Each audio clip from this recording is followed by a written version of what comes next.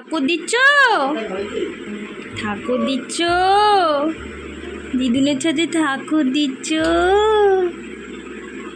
নাও তাপ, নাও তাপ।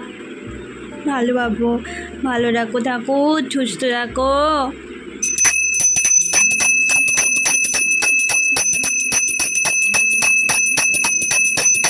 হ্যাঁ, কি মা? পুবলু ব্লগসের আরেকটি ব্লগে আপনাদের অনেক অনেক অনেক স্বাগত। আমি সুস্মিতা। আপনারা সবাই কেমন আছেন? আমি ভালো আছি। এই যে আজকেও পান্তা খাবো, সাথে আলু সিদ্ধ আছে, পটল ভাজা আছে, বেগুন ভাজা আছে আর ঢ্যাঁড়স ভাজা আছে।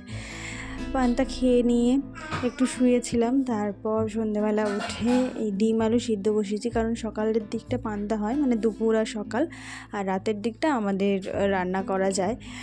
তো এই যে ডিম আলু সিদ্ধ বসিয়েছি, সিদ্ধ করে নেবো, আর পেঁয়াজ আদা রসুন বেটে রেখে যাব। মা এসে রাত্রিবেলা রান্না করবে। আমরা যাব হচ্ছে কি যে শীতলা মন্দিরে হরিসেবা দেওয়া হয়েছে, যেহেতু অষ্টম প্রহরের হরিসেবা হয় আমাদের, আর লাস্ট দিন শেষের দিন আর কি আমাদের মহোৎসব হয়। সেখানে বাতাসার লুট দেওয়া হয়, আরও খিচুড়ি ভোগ খাওয়ানো হয়। আর কৃষ্ণের যে ভোগ চিড়ে, মানে যেটা কাঁচা মালসা বলা হয়, সেটা করা হয়।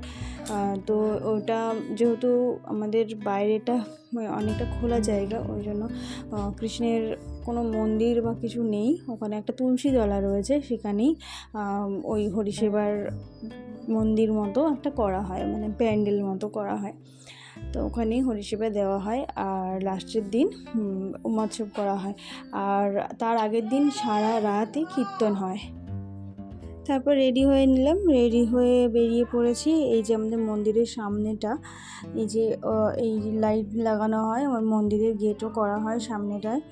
আর এই যে আমি শাড়ি পরেছিলাম সাদা লালের মধ্যে, আর অতটা রেডি হওয়ার টাইম ছিল না, যেহেতু এমনিতেই পুচকুকে খাওয়াতে দেরি হয়ে গেছে, আর শেষ হয়ে যাবে, তাড়াতাড়ি করে যেতে হবে। সন্ধে হয়ে গিয়েছিল, তাও অনেক দেরি করে শুরু হয়েছিল। তো মন্দিরের ভেতরে ঢুকে পড়েছি, আর আমার মা এখানে চেয়ার পেয়েছিল একটা, তো সেখানে বসেছে আমার পুবলুকে নিয়ে।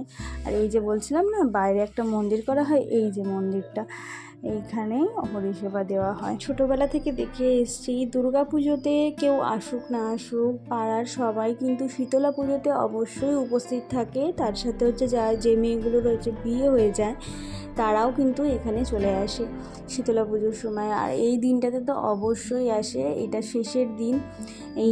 এই সময় হরিসেবার সময় খুবই মজা হয়, খুবই আনন্দ হয়। আর আমরা ছোটো থেকে এটা দেখেই বড় হয়েছি, তাই এই জিনিসটা আমরা কোনোদিনই মিস করি না। তাই আমিও এসেছি এখানে। বছরের একটা দিনই সবাই এখানে আসে, সবাই এক জায়গায় হয়, তো আমি এই দিনটা কখনোই মিস করতে চাইনি, তাই আমিও চলে এসেছি। আর এই যে দেখতেই পাচ্ছেন এখানে এত লোক, এখানে সবে শুরু হয়েছে লোক আসা, এখনও লোক আসা বাকি আছে। যখন একদম শেষের মুহূর্তে চলে যাবে তখন বুঝতে পারবেন যে কত লোক হয় আমাদের পাড়ায়। এই মানে আমি শীতলা পুজো অনেক জায়গায় দেখেছি, কিন্তু এইরকম শীতলা পুজোয় লোক হয় আমি এখানেই দেখেছি।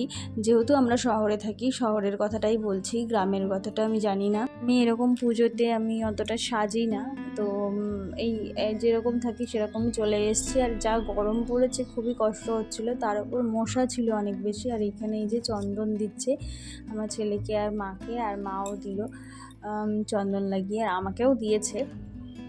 তো আমি খুঁজছিলাম হচ্ছে কি যে বসার জায়গা, চেয়ারে বসবো না, যেহেতু পুবলুকে নিয়ে এসেছি, চেয়ারে বসলে অনেক অসুবিধা হবে, তাই জন্য নিচে, ওই যে সামনে দেখতে পাচ্ছেন চেয়ারের আগে নিচে সবাই বসে আছে, তো নিচে বসার জায়গা খুঁজছিলাম। আর জায়গা পেয়েও গেছি, কিন্তু অনেকটা সাইডে, দূরের দিকে।